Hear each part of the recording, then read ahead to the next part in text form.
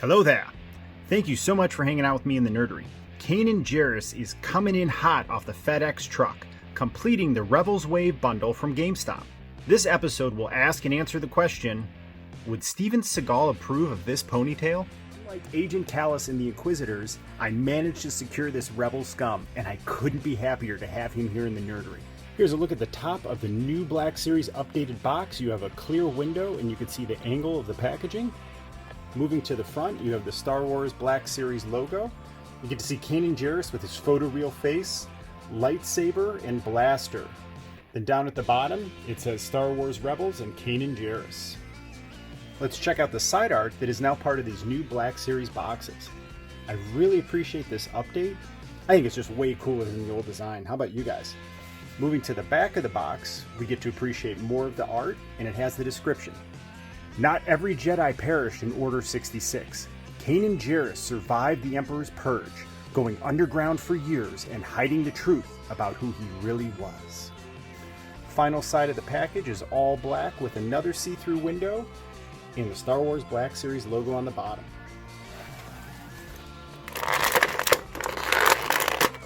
It's got to be challenging to translate the art of Star Wars Rebels into a photoreal face.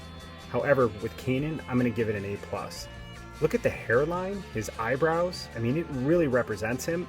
I think his eyes are some of the better painted in all of the Rebels Wave as well. And then he's got that awesome soul patch. The Black Series just nails a figure, and right out of box, this just feels and looks like Kanan Jarrus. First thing I want to do is just scale him with Ezra. I love the way that the Jedi Master looks with his Padawan learner. This is pretty sweet, actually. Kanan is a roughly 6'3", so it gives you a good idea of scale between him and Ezra. Oh my god, dude, their photoreal faces look awesome together. Well done, Hasbro. Stay tuned as we'll scale Kanan with the rest of the Rebels Wave and some other Black Series figures. I am so excited about this, I have to lead off with the accessory. This is Kanan Jarrus' lightsaber. It comes with a blue blade which detaches. If you watch the Rebels show, you'll know that Kanan's lightsaber also detaches in two places and he hides it on his belt. Check this out! Kanan's belt has two slots, one on the left hip and one on the back, just like in Star Wars Rebels. So if I take the long piece of his lightsaber, I can place it in the back here. Oh man, that's so cool. If you look at the slot on his left hip, it's almost like a T. So you're going to take the emitter and place it emitter down, and it'll fit right into that T nice and snug. Check out how that looks on his belt. Dude, what a cool thing that they did. When I saw the two slots on there for the lightsaber, I got giddy with excitement, and I took a risk and I pulled the lightsaber apart, and now it's hanging on his belt just like in the show. What an awesome detail. I love it. Would you guys pose him in your collection like this, or would you have him lightsaber out? For me, it's really hard to have a Jedi and not have his lightsaber out. This might be the exception. I might take on Sabine for the best photoreal face sculpt of the wave. Here's a side-by-side comparison with his original Star Wars Black Series figure. I really feel that this is upgrade worthy just looking at them side by side. The first one was great.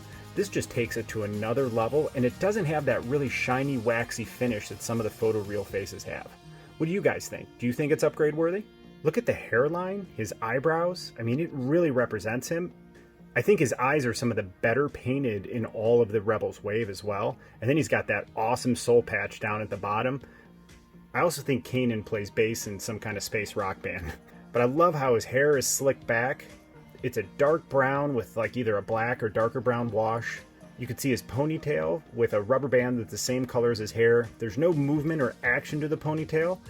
He has a stoic face, so maybe that's why his ponytail is flaccid, but I would have loved to see some movement on the ponytail, and I think Steven Seagal would have appreciated that as well. Gets good movement side to side, tilts back nicely, and tilts down. Does not get much in the way of head tilt. Sabine did her usual great work and painted out a Rebel Starbird on Kanan's right shoulder armor with the number 2 for his call sign Spectre 2. You get full 360-degree rotation on the shoulder. If you pull the shoulder all the way out, it is limited a smidge by the armor if you compare it to his left arm that doesn't have any, but the difference is minimal. You have a black sleeve and olive painted armor, rotates 360 degrees at the elbow, doesn't have a pin that's visible, but you can see it on the side of the elbow, and he gets pretty much 90-degree rotation. Fist has armor on it with some weathering. Right hand does have a trigger finger. 360-degree rotation with articulation side to side. Left hand has a trigger finger as well with articulation side to side. All right, let's take a look at his torso. Really appreciate how the armor continues on the right side. It has a slight metallic sheen to it and some speckle. Really appreciate the silver buckle with the black leather straps coming around his left arm. And his sweater is clearly ribbed for your pleasure.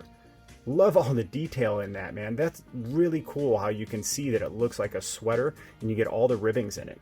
Has minimal to no rotation other than side to side. Can't really bend it or rotate it much at all, but you do get left and right inflection. His left arm is an olive green, kind of looks like a leather jacket. Does not have the armor that he does on the right arm, but it nails the look of the figure, and I appreciate it because the Rebels are homemade. Everything they have is either repurposed from the Clone Wars era or it's stolen from the Empire. So this looks like he piecemealed it together. We already looked at the belt, but one of the things I think is really neat about it is the way his holster is tied to his belt on the front as well as the back. It looks like it's an accessory that was added on. It's a black holster, and it also has a belt around the thigh as well.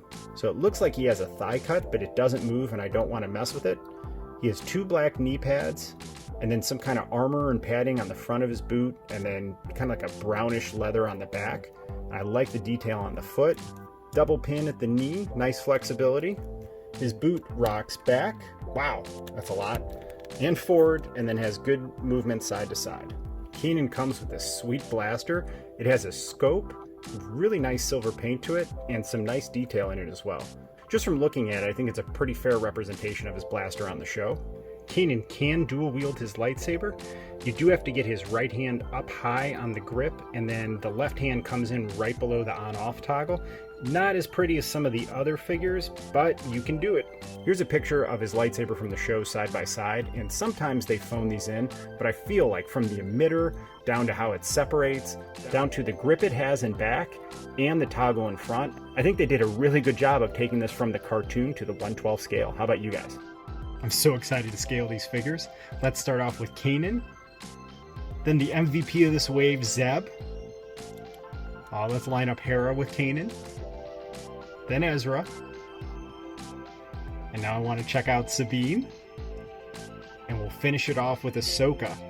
Yes, Chopper's missing. I haven't opened him up yet.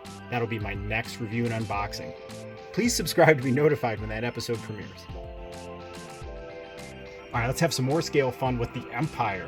Of course, we gotta start out with Darth Vader, who Kanan encountered multiple times in 4 seasons of Star Wars Rebels. And then let's add 2 Stormtroopers that are GameStop Gamer Grade exclusives. Man, he just looks awesome with everything.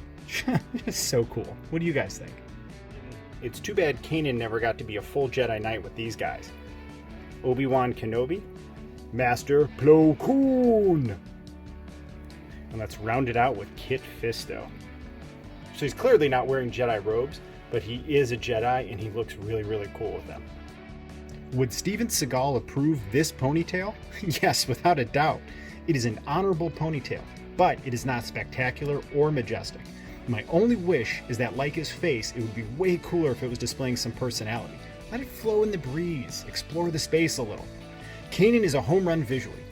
Outstanding work transferring Rebel-style animation to a photoreal face. From the armor on his right shoulder to the ribbed sweater, it's spot on. Plus, the detachable lightsaber is epic and one of my favorite Black Series accessories in 2020. Overall, this wave raised the bar with the updated boxes and upgraded photoreal faces. I think Kanan is right up there with Sabine, vying for the best face sculpt. How do you guys think they stack up? Please like, subscribe, and ring the bell to join the noble quest of building this action figure collection. See you real soon.